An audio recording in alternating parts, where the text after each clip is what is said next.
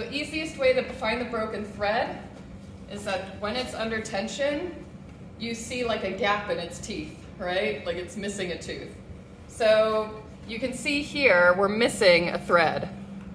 So I actually kind of open it up and try to find that spot on the front and back and lift it apart. And look, I have a heddle with no actual thread in it. So that's the heddle that it fell out of. And then if I even look further back, I see the actual broken thread. Same one. So I have two options here. If it's long enough, which I can just test, I can go ahead and just fasten it back onto the cloth and start weaving. If it isn't long enough, I have to tie a little bit more length to it. So I'll just do the tie option so you have a better sense of how to do the tie. So you can cut off like a long length of something like this, and then you're going to want to tie it to the broken thread, and you want to tie it with a square knot. There's actually a variation of the square knot that's called a weaver's knot, and I will show you what it is. And there's lots of videos online, so I'll try to find one. The main thing is, like, in a square knot you tie and then you tie again, and you don't really care which direction you tie again. In a weaver's knot you care how you do that second knot, because in one direction it'll be really tight, and in the other direction you'll be able to slide it off. So that's kind of nice too, because then if you need to untie it, it's easy. So to do a weaver's knot, I start with my original thread like a J. Then I take this thread and I go under the J, so it makes that shape.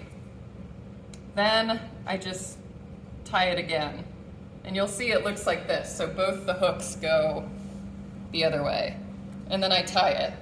So what you'll see is if they're both this way, this is a super strong knot. But if I actually want to undo the knot, I can pull this one straight and I can just slide it off. And then you don't have a knot anymore. So it's kind of a handy thing. So again, I'll just do this. It's funny, I don't even know how to explain it anymore because I'm so used to it, but I'll find a video online. So there's our weaver's knot. Okay, then I'll thread this through. So I'll come here. Let's see where my gap is. It's right here. Where's my heddle?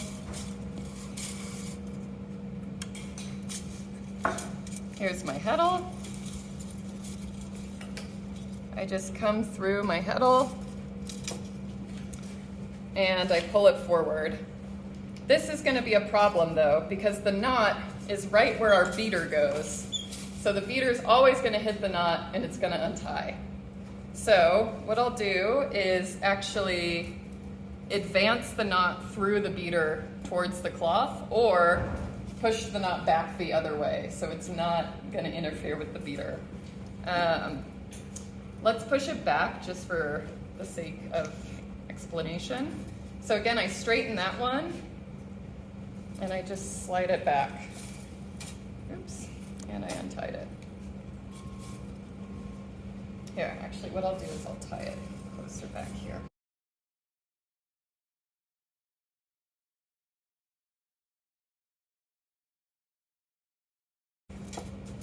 And then I have to put it through the reed. You can do this by hand if you're not comfortable with that. You can take something like a pencil and just sort of push it through.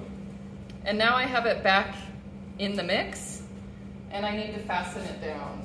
So I had some T-pins.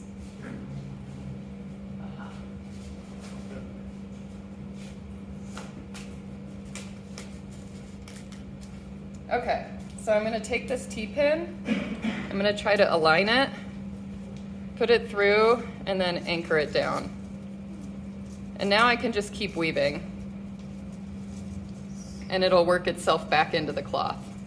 Won't that always cause an issue though with the heddle once you move this? Yeah, so what's going to happen is as I'm weaving, all of these are going to move forward, and eventually this knot will get to the place where it's not in a good place.